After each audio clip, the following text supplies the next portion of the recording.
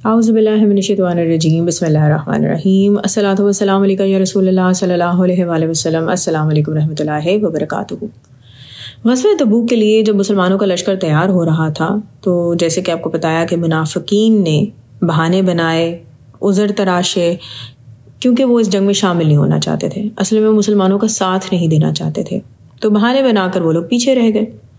لیکن مخلص مسلمانوں میں سے بھی تقریباً 6 لوگ تھے کہ جو اس وقت اسلامی لشکر کے ساتھ نہیں گئے۔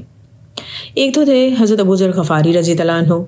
وہ اس وقت اسلامی لشکر کے ساتھ اس لیے نہیں روانہ ہو سکے کیونکہ ان کے پاس جو اونٹ تھا وہ بہت ہی کمزور تھا اور تھکا ہوا تھا، تو انہوں نے سوچا کہ وہ کچھ دن تک اس کو اچھی طرح کھانا کھلائیں گے، اس کو آرام کرائیں گے، تاکہ جب یہ بہتر ہو جائے تو تب اس پر روانہ ہوں گے، اور انہوں نے ایسا کیا بھی۔ لیکن ہوا یہ کہ جب وہ راستے میں تھے تو ان کا اونٹ پھر تھک گیا اور بیٹھ گیا۔ بہرحال اس بات نے حضرت ابو ذر غفاری رضی اللہ عنہ کو پیچھے نہیں رہنے دیا، اور انہوں نے یہ کیا کہ اپنا سامان اپنی کمر پر لادا اور اسلامی لشکر کی طرف چل پڑے، اور الحمدللہ کہ وہ فوج میں شامل ہو گئے۔ ایک اور صحابی تھے حضرت ابو خیثمہ رضی اللہ عنہ، وہ ویسے ہی جنگ میں شامل نہیں ہونا چاہتے تھے، بہرحال وہ اپنے گھر میں ہی رہے۔ ایک دن وہ گرمی سے باہر آئے اور اپنی چھت کے نیچے جب بیٹھے تو ان کی بیوی نے پانی کا چھڑکاؤ کیا۔ وہ جب چھاؤں میں بیٹھے اور پانی کے چھڑکاؤ کے بعد جو انہیں ٹھنڈک محسوس ہوئی تو تھوڑی دیر میں ہی انہیں حضور پاک صلی اللہ علیہ وسلم کا خیال آ گیا،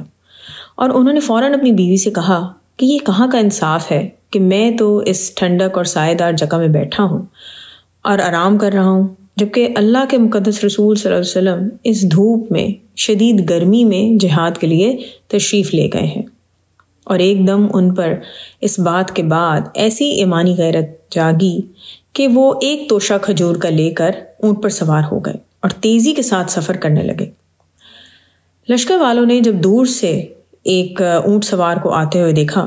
تو حضور پاک صلی اللہ علیہ وسلم نے فرمایا کہ یہ ابو خیثمہ ہوں گے۔ اس طرح یہ بھی لشکر میں شامل ہو گئے۔ مسلمانوں کا لشکر راستے میں سے ایک ایسی جگہ سے بھی گزرتا ہے کہ جہاں پر قوم عاد اور قوم سمود کی وہ بستیاں تھیں کہ جہاں پر اللہ تعالیٰ کا عذاب نازل ہوا تھا۔ جب وہاں سے گزر رہے تھے تو آپ صلی اللہ علیہ وسلم نے حکم دیا کہ یہ وہ جگہ ہیں جہاں اللہ تعالیٰ کا عذاب نازل ہوا تھا، اس لیے کوئی بھی شخص یہاں نہیں رکے گا، بلکہ بہت تیزی سے سب لوگ یہاں سے سفر کر کے ان عذاب کی وادیوں سے جلد باہر نکل جائیں۔ اور اسی طرح آپ نے یہ بھی حکم دیا کہ کوئی یہاں کا پانی نہیں پیے گا اور نہ ہی پانی کا کچھ استعمال کرے گا، غرض کہ یہ کہا گیا کہ عذاب جن وادیوں پہ آیا تھا وہاں سے جلدی نکلا جائے، وہاں کا پانی، خوراک کچھ بھی استعمال نہ کیا جائے۔ حالانکہ اس غزوے میں جیسے بتایا گیا تھا کہ پانی کی کمی تھی، ساز و سامان کی کمی تھی، اور گرمی بھی شدید تھی، اور مجاہدین کو کافی مشکلات کا سامنا تھا، لیکن الحمدللہ وہ ان جگہوں سے گزر گئے اور منزل مقصود پر پہنچ گئے۔ اب راستے میں کچھ باتیں ہوتی ہیں۔ حضور پاک صلی اللہ علیہ وسلم نے حضرت ابو ذر غفاری رضی اللہ عنہ کو دیکھا کہ وہ سب سے الگ تھلگ چل رہے تھے، تو آپ صلی اللہ علیہ وسلم نے ان کو دیکھ کر ارشاد فرمایا کہ یہ سب سے الگ ہی چلیں گے، الگ ہی زندگی گزاریں گے اور الگ ہی وفات پائیں گے، اور ایسا ہوا بھی۔ حضرت عثمان رضی اللہ عنہ نے حضرت ابو ذر غفاری رضی اللہ عنہ کو اپنے دور خلافت میں حکم دیا کہ آپ ربضہ میں رہیں، تو آپ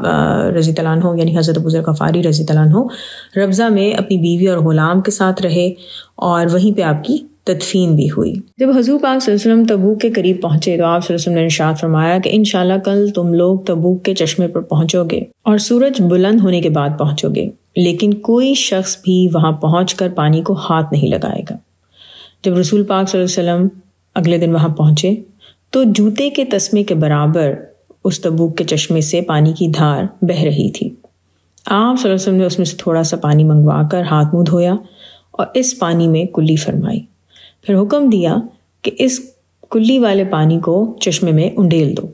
لوگوں نے جب اس پانی کو چشمے میں ڈالا تو چشمے سے زوردار موٹی دھار پانی کی بہنے لگی، اور 30,000 کا لشکر اور تمام جانوروں کے لیے پانی کا انتظام ہو گیا۔ الحمدللہ۔ حضور پاک صلی اللہ علیہ وسلم نے تبوک پہنچ کر لشکر کو پڑاؤ کا حکم دیا، مگر دور دور تک رومی لشکر کا کچھ نہیں پتہ چل رہا تھا۔ اور یہ ایسا کیوں ہوا؟ وہ اس وجہ سے کہ جب رومیوں کے جاسوسوں نے کیسر کو خبر دی کہ رسول پاک صلی اللہ علیہ وسلم 30,000 کا لشکر لے کر تبوک آ رہے ہیں، تو رومیوں کے دل پر اس قدر ہیبت چھا گئی کہ انہوں نے جنگ کرنے سے دل ہار دیا اور ڈر کے مارے اپنے گھروں سے باہر ہی نہیں نکلے۔ رسول پاک صلی اللہ علیہ وسلم نے 20 دن تک تبوک کے مقام پر قیام فرمایا۔ اب آپ دیکھیں کہ ایک ایسا میدان ہو کہ جہاں پہ 30,000 فوجی موجود ہوں، تو جو بھی دیکھے گا وہ روب میں آئے گا۔ تو اس واقعے سے یہ فائدہ ہوا کہ کفار پر مسلمانوں کا شدید روب طاری ہو گیا اور تبوک میں کوئی جنگ نہیں ہوئی۔ اسی سفر میں یلہ کا سردار وہ بھی حضور پاک کی بارگاہ میں حاضر ہوا اور اس نے جزیہ دینا قبول کیا، اور اس نے ایک سفید خچر بھی حضور پاک صلی اللہ علیہ وسلم کو نذرانے کے طور پر پیش کیا، اور اس کے جواب میں حضور پاک صلی اللہ علیہ وسلم نے اس کو اپنی چادر مبارک عنایت فرمائی اور اس کو ایک تحریر عطا فرمائی کہ جس میں لکھا تھا کہ وہ اپنے علاقے کے پاس موجود سمندر سے ہر قسم کے فوائد حاصل کرتا رہے گا۔ اسی طرح اور بھی علاقوں کے عیسائیوں نے بھی خدمت میں حاضر ہو کر اس بات کو منظور کیا کہ وہ جزیہ دیں گے۔ اس کے بعد حضور پاک صلی اللہ علیہ وسلم نے حضرت خالد بن ولید رضی اللہ عنہ کو 120 سواروں کے ساتھ دومت الجندل کے بادشاہ عقیدر بن عبد الملک کی طرف روانہ فرمایا، اور آپ صلی اللہ علیہ وسلم نے ارشاد فرمایا کہ وہ رات میں نیل گائے کا شکار کر رہا ہوگا، جب تم اس کے پاس پہنچو تو اس کو قتل مت کرنا بلکہ اس کو زندہ گرفتار کر کے میرے پاس لے آنا۔ اور ہوا بھی ایسے ہی کہ حضرت خالد بن ولید رضی اللہ عنہ نے اور ان کے لشکر نے رات کے وقت کہ جب چاندنی رات تھی، عقیدر اور اس کے بھائی حسان کو شکار کرتے ہوئے پا لیا۔ عقیدر کے بھائی حسان نے یہ کیا کہ اس نے حضرت خالد بن ولید رضی اللہ عنہ سے جنگ کرنا شروع کر دی، اس لیے آپ رضی اللہ عنہ نے اس کو تو قتل کر دیا مگر عقیدر کو گرفتار کر لیا، اور اس شرط پر اس کو رہا کیا کہ وہ مدینہ بارگاہ اقدس میں حاضر ہو کر صلح کرے گا، اور ہوا بھی ایسے کہ وہ مدینہ آیا اور رسول پاک صلی اللہ علیہ وسلم نے اس کو امان دی۔ اب اس غزوے میں جو لوگ غیر حاضر رہے تھے ان میں کثیر تعداد منافقین کی تھی۔ جب حضور پاک صلی اللہ علیہ وسلم تبوک سے مدینہ واپس آئے اور مسجد نبی صلی اللہ علیہ وسلم میں تشریف لائے تو منافقین قسمیں کھا کھا کر اپنا عذر بیان کرنے لگے، لیکن حضور پاک صلی اللہ علیہ وسلم نے کسی کی کوئی بات نہیں سنی۔ لیکن یہ ضرور ہوا کہ 3 مخلص صحابی جن میں شامل تھے حضرت کعب بن مالک رضی اللہ عنہ، حلال بن امیہ رضی اللہ عنہ اور مرارہ بن ربیعہ رضی اللہ عنہ، ان کا آپ صلی اللہ علیہ وسلم نے سب لوگوں کو کہا کہ 50 دن تک ان لوگوں کا بائیکاٹ کیا جائے، اور ہوا بھی یہی کہ ان تینوں صحابی رضی اللہ عنہ سے کوئی بھی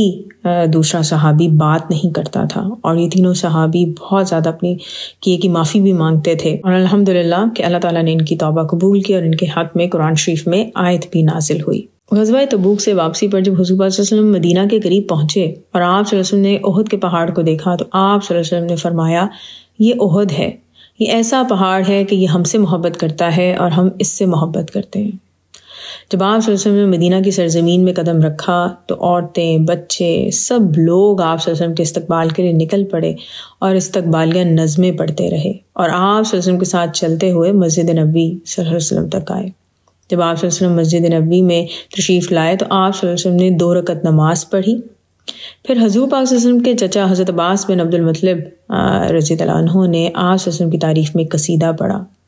اور اس بات کا اظہار کیا کہ اہل مدینہ بہت خوش ہے کہ حضور پاک صلی اللہ علیہ وسلم اور تمام